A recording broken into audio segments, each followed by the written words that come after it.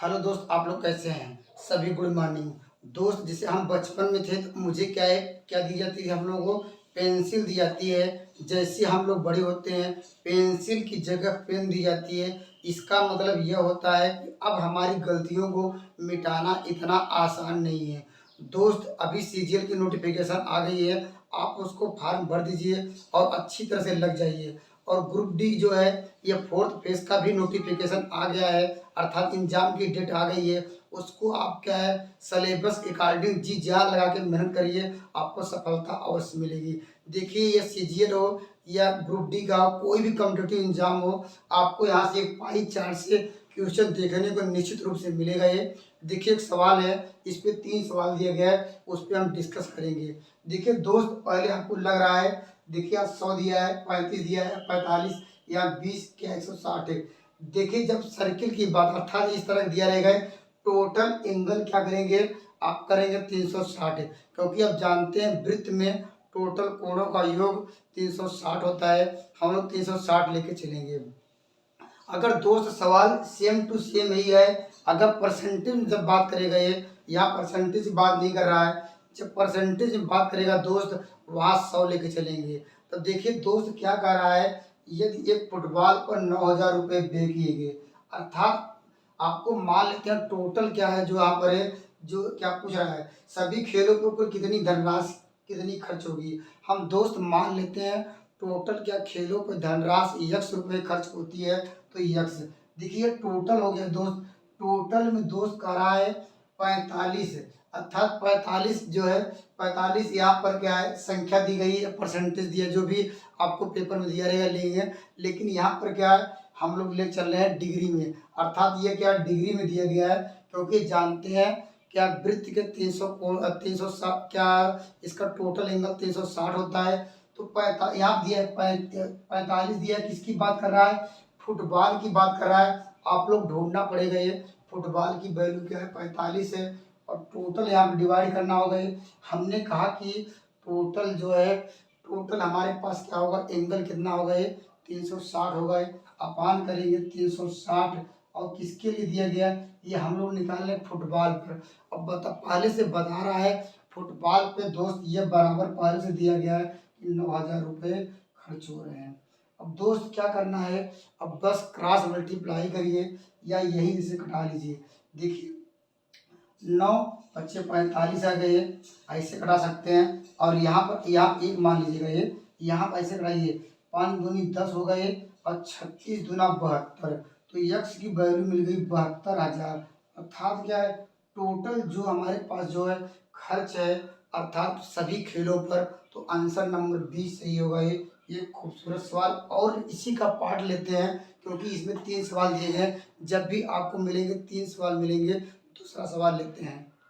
देखिए दोस्तों, उसी का एक पार्ट है और है, कह रहा यदि फुटबॉल पर 9,000 रुपये व्यय हो, तो कह रहा हॉकी पर फुटबॉल से कितनी अधिक धनराशि व्यय की गई है। दोस्त अभी देखिए, अभी हम लोग डिस्कस किए थे, अर्थात अभी टोटल धनराशि कितनी निकली थी, ये आप लोग ऐसे निकाल सकते हैं, फिर वही करना पड़ेगा। ये यहाँ पर करेंगे दोस्त, पहले कह रहा फुटबॉल पर आपको 9,000 रुपये खर्च किया गया, अर्थात आपको 9,000 ये किसके लिए दिया गया है, ये कह रहा 9,000 रुपये फुटबॉल के लिए खर्च किया गया है। लेकिन टोटल धनराशि क्या होगी है, अर्थात हमारे पास क्या होगा, यक्ष धनराशि जो टोटल, इसमें से 45 बाई किसके बराबर हो जाएगा। हॉकी के विषय में बात कर रहा है, तो हॉकी की वैल्यू लेना है। यहाँ हॉकी के दिया गया 45 दिया गया है, यहाँ पर डिवाइड करेंगे 360, इसको अभी हमने साल में किया था, तो 72,000 आप लोगों को मिला था। ये दोस्त अब आपको पूछ क्या रहा है, जब 72,000 किसका मिल गया दोस्त, मुझे टोटल का मिल गया। किसी का भी सवाल देखिए आसानी से आ सकता है। अब पूछ रहा है हॉकी पर, दोस्त हॉकी पर आप बताइए क्या हो जाएगा, हॉकी पर कितने रुपए खर्च हो जाएंगे। हॉकी पर लिखेंगे खर्च, आपको कितने रुपए होंगे हॉकी के लिए दोस्त, आपको जाएंगे यहाँ पर 100, यहाँ लिखेंगे 100 इंटू, और मल्टीप्लाई कितना करना पड़ेगा, टोटल धनराशि कर लीजिएगा ये, उसके बाद डिवाइड कर देना है 360 को। अब देखिए इसे कटा लीजिए, ये इससे कट गया, ये यहाँ 36 दूना क्या है 72, अर्थात क्या है 20,000 रुपये किस पे खर्च किए गए दोस्त, ये हॉकी पे खर्च किए। सवाल ये पूछ रहा है, कह रहा है कि हॉकी पर जो खर्च फुटबॉल से कितना अधिक है, आपको इसमें से घटा दीजिए। आप लोग जानते हैं फुटबॉल पर 9,000 रुपये खर्च किए गए थे, और क्या है, और हम लोगों ने निकाल लिया हॉकी पे दोस्त क्या 20,000 खर्च की गई, तो इससे कितना अधिक है, तो आपको बताना होगा ये। तो अधिक बराबर किसकी धनराशि, अधिक कितना हो रहा है दोस्त, आपको निकालना होगा ये। 20,000 में से आप 9,000 घटा दीजिए, तो दोस्त आएगा 11,000। तो आंसर नंबर क्या मिल जाएगा, ये मिल जाएगा। तो आप लोग घटा लीजिएगा ये 20,000 में से किससे घटा लीजिए ना, आपको घटाना है दोस्त, यहाँ पर कर लीजिएगा ये 9,000 घटा लीजिएगा। 9,000 घटाने पर दोस्त जो भी वैल्यू आई अर्थात 11,000, अर्थात उससे क्या है, अधिक है। एक बेहतरीन सवाल इसका और लेते हैं। देखिए दोस्तों, उसी का एक पार्ट सवाल दिया गया है। कहा यदि कहा फुटबॉल पर 9,000 रुपये व्यय हो, तो कहा क्रिकेट पर कितनी राशि व्यय होगी। सेम प्रोसेस यही है, हम लोगों ने निकाल लिया है। टोटल क्या राशि 72,000 रुपये खर्च हो रही है। आपको निकालना किस पे, क्रिकेट पे। तो बस यहाँ लिखना होगा क्रिकेट, क्रिकेट पर लिखेंगे, क्रिकेट पर क्या निकालना है, खर्च या खर्च। तो बराबर क्या होगा, क्रिकेट पर जाएंगे, पहले क्रिकेट की हमारे पास पहले आप लोग टोटल धनराशि कितनी है, 72,000। 72,000 में से आपको निकालना है क्रिकेट पर कितनी खर्च हुई। इसके लिए दोस्त क्या करना पड़ेगा, आप तुरंत जाएंगे चार्ट पे, देखेंगे क्या है, क्रिकेट के सामने वाला अंक क्या है।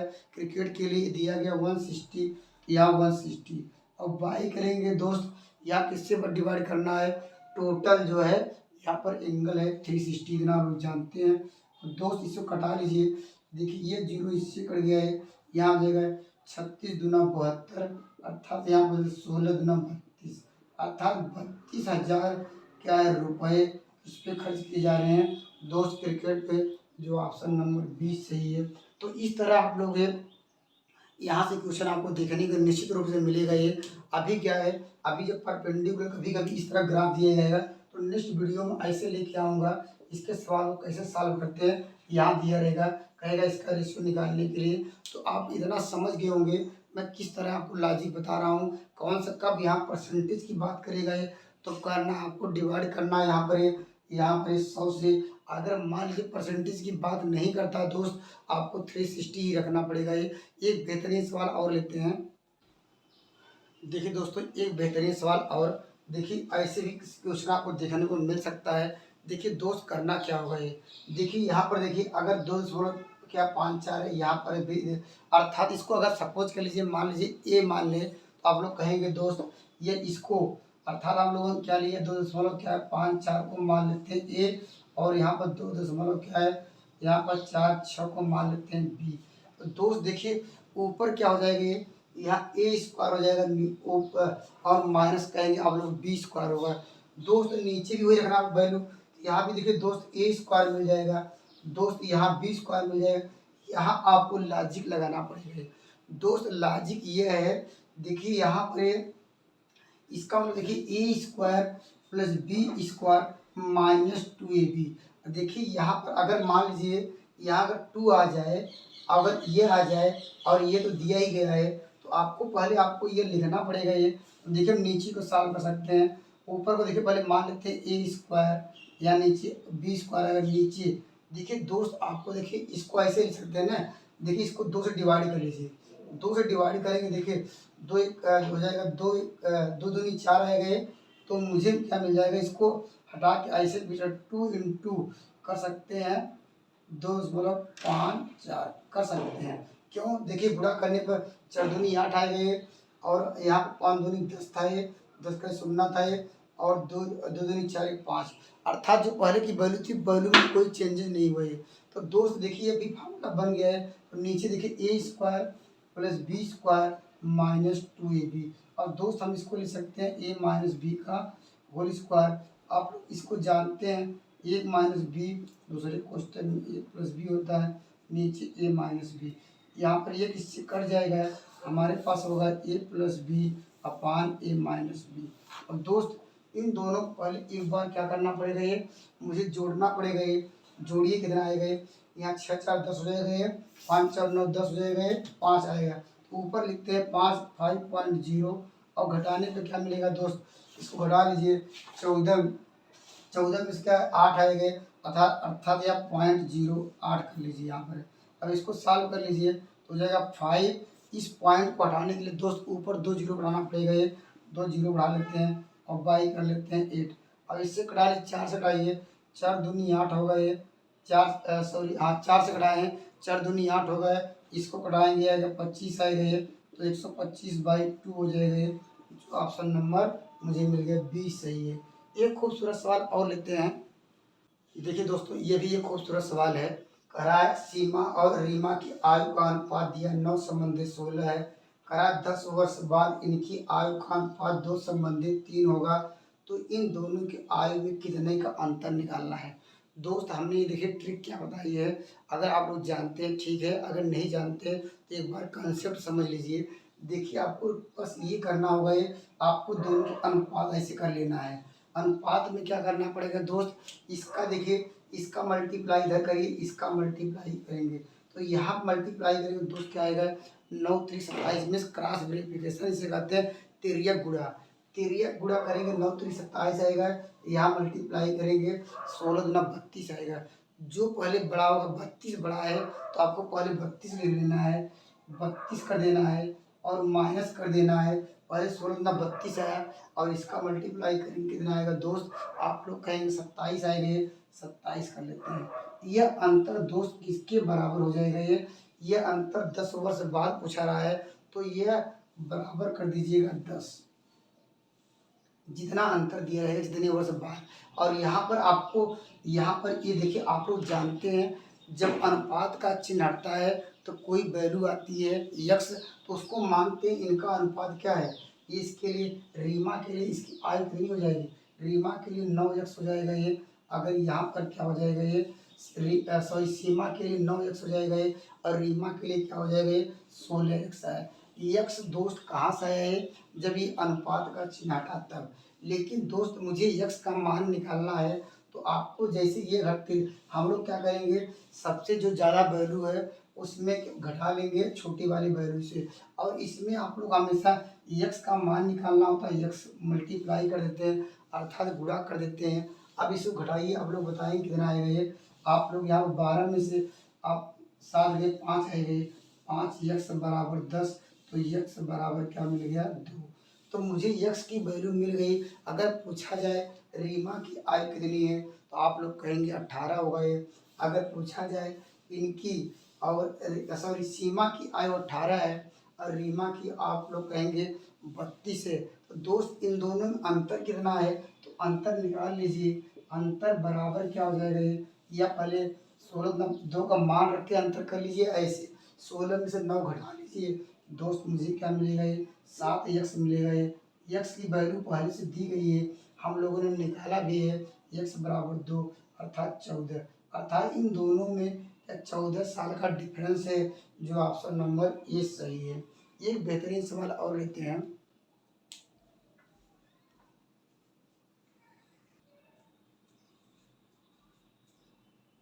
देखिए दोस्तों, यह चोर और सिपाही का सवाल पेपर में अक्सर पूछा जाता है, तो आप एक बार देखिए इसको समझ लीजिए। बहुत इजी कंसेप्ट है, देखिए आप समझिए।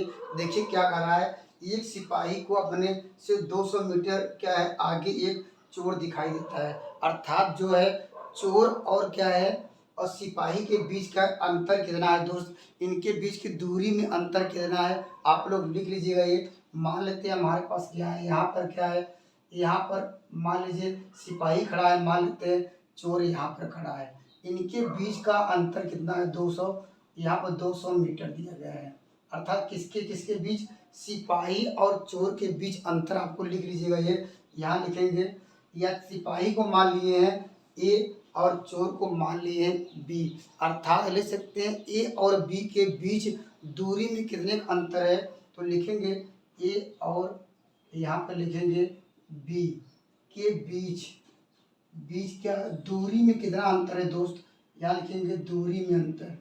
दूरी में आप लोग कहेंगे सर अंतर है, अंतर कितना है 200 क्या है मीटर है, इतना आप लोग समझ जाइए।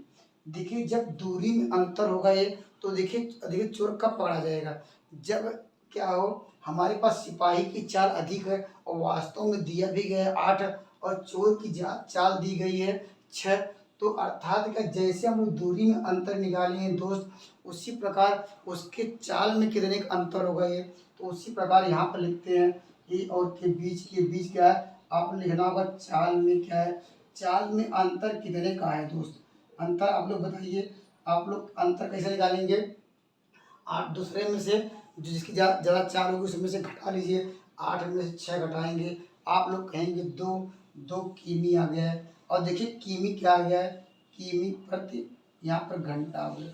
दोस्त आप लोग जानते हैं सवाल हल करना होता है या मीटर में करेंगे या किमी प्रति घंटा में करेंगे, तो इसको आपको, आप लोग जानते हैं अगर किमी प्रति घंटा हो उसको मीटर प्रति सेकंड में बदलना हो तो क्या करते हैं, 5/18 गुणा कर देते हैं, 5/18 का हम भी गुणा कर देते हैं। यह जो किमी प्रति घंटा था यह मीटर प्रति सेकंड में आ गया है।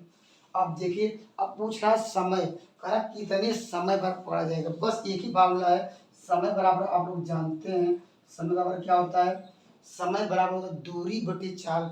दूरी को कितना तय किया है, 200 कर दीजिए, और उसकी चाल दोस्त कितनी है, चाल हम लोगों ने निकाल चुके हैं पहले से। यहाँ हो जाएगा ये 2 × 5 इंटू यहाँ पर है, यहाँ लिखेंगे बाई, क्या लिखेंगे 18 लिखेंगे, 18 ऊपर चला जाएगा। अब कटा लीजिए, देखिए क्या हो जाएगा दोस्त, यहाँ से क्या कट जाएगा ये, देखिए 5 दूनी 10 होगा, ये 0 कट जाएगा। अब क्या हो जाएगा ये, हमारे पास कितना हो जाएगा, इतना सेकंड हो जाएगा ये, या ऐसे कर सकते हैं 18 दूना 36, 3600 क्या हमारे पास क्या मिल गया है, सेकंड मिल गया है। 3600 नहीं 360, सॉरी, यहाँ 18 36 360 क्या सेकंड आ गया है।